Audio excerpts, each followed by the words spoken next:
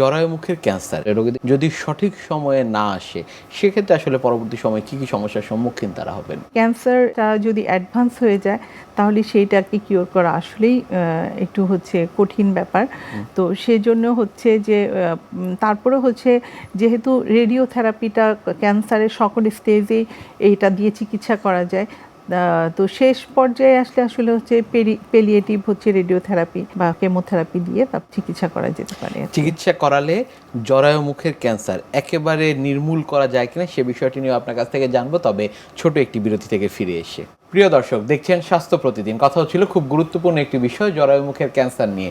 এই বিষয় নিয়ে আমরা আরও কথা বলবো, আরও শুনবো, তবে ছোট একটি বিরতি থেকে ফিরে এসে। ততক্ষণ আমাদের সাথেই থাকবেন।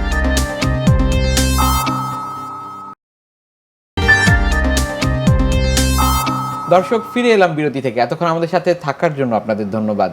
ম্যাডাম, সঠিকভাবে চিকিৎসা গ্রহণ করলে জরায়ু মুখের ক্যান্সার পুরোপুরি নির্মূল করা যায় কিনা?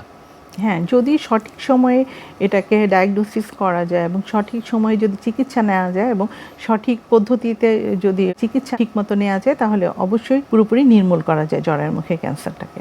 লাইফস্টাইল মডিফিকেশনের কোনো বিষয় আসলে জড়িত রয়েছে কিনা চিকিৎসা পদ্ধতির এই সময়টিতে? স্মোকিং যে জিনিসটা, এটা রিস্ক ফ্যাক্টর। এই স্মোকিংটা যদিও আমাদের দেশে মহিলারা স্মোকিং কম করেন, কিন্তু লো ক্লাসে দেখা যায় তারা অনেকেই আছেন যে স্মোকিং এর সাথে জড়িত আছেন, স্মোকিং নিচ্ছেন।